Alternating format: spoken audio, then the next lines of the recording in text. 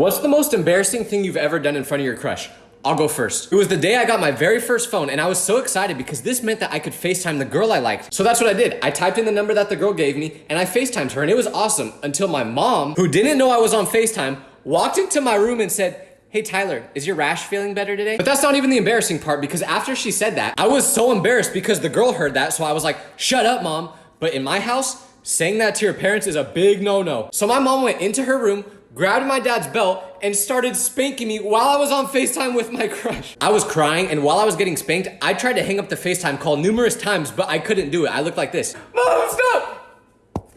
Mom!" So she just saw the whole thing happen, and for the next week, I pretended to be sick so my mom wouldn't make me go to school because I was too embarrassed to ever see her again. Nobody talks about the difference between girls' sleepovers and boys' sleepovers because at a boys' sleepover, you cannot fall asleep. Like, it's not safe. Especially if you're the first one to fall asleep, because I remember this one time, I went to a sleepover at my friend's house and he had this fake leg prop for a Halloween costume, but it looks pretty real. So when our first friend fell asleep, we got the fake leg, put it right next to his real leg so it almost looked like his actual leg, and we woke him up very softly. But right as his eyes started to open, my other friend, who had his dad's sledgehammer in his hand, smashed the fake leg, and the guy that was sleeping woke up screaming because he genuinely thought that was his real leg getting smashed. After he realized it wasn't his real leg, he got up, went to the kitchen, got an energy drink, and chugged it because he knew he could not fall asleep again that night. But everyone else was terrified after this to fall asleep too, so we all just stayed up the whole night. It was the best and worst night of my life. But at a girl's sleepover, they're like just having fun, right? They're lighting candles, they're gossiping, they're having pillow parties.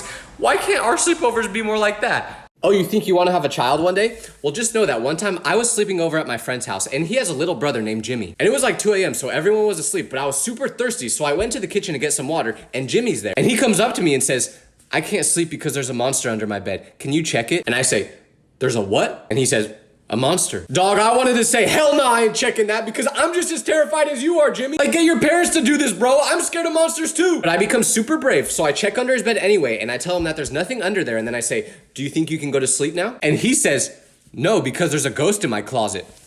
What do you mean there's a ghost in your closet? And why can you even see ghosts? So I draw the line there, and I'm like, "Jimmy, there's no ghost in your closet." The only reason I told him that is because I was too scared to check. But then he asked me if I can stay in the room with him, and he covers his whole body with his blanket so the ghost can't get to him. I'm thinking, man, give me that blanket. I don't want the ghost to get me either. Like, they don't discriminate. But it made me think, how am I gonna do this when I have my own kid? I can't be this brave all the time. I am not a Ghostbuster. Nobody talks about the difference between how parents treat the oldest child versus the youngest child. Because I'm the youngest one in my family, and my older brother would always tell me stories about how strict our parents were when he was growing up. Like, if my brother tried to have a couple friends over at the house, they would say absolutely not. But while I was growing up, my parents would go on like a 2-day vacation and they leave me at the house alone, and my dad would literally be like, "Why don't you throw a party while we're gone?" And I'd be like, "What? I don't want to do that." And he would be like, "Yeah, do it. All the kids at school will think you're super cool." And then he would say, "Just don't bring over 200 people.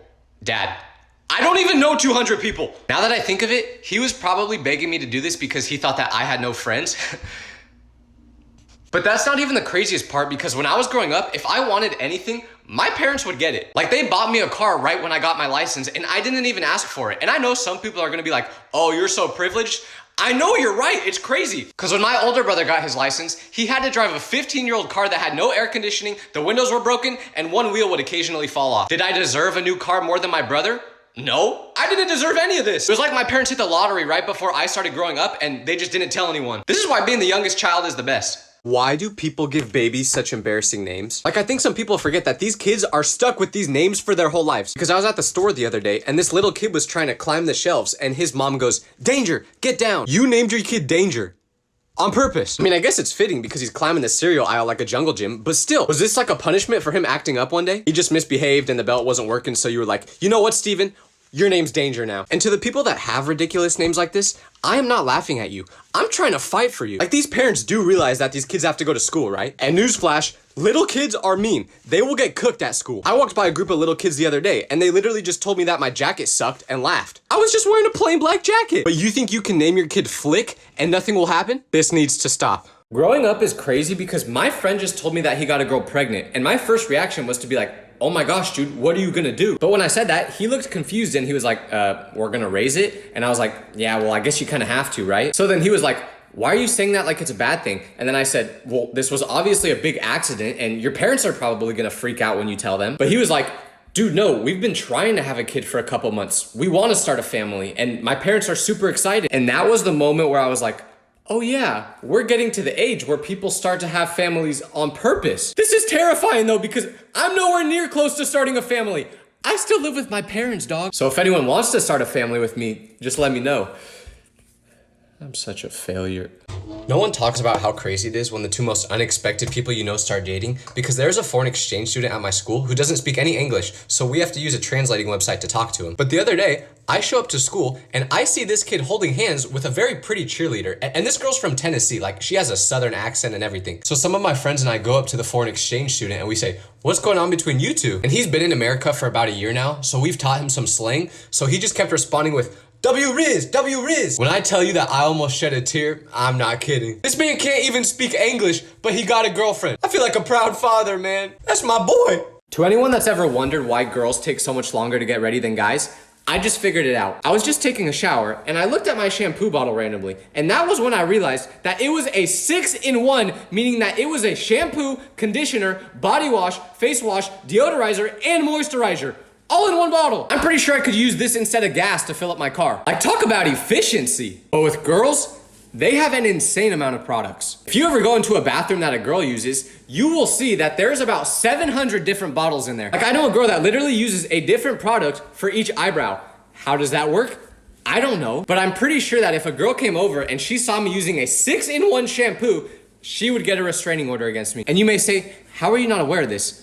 My mom buys all my stuff. I don't pay attention to that. I just use it. It is really efficient though.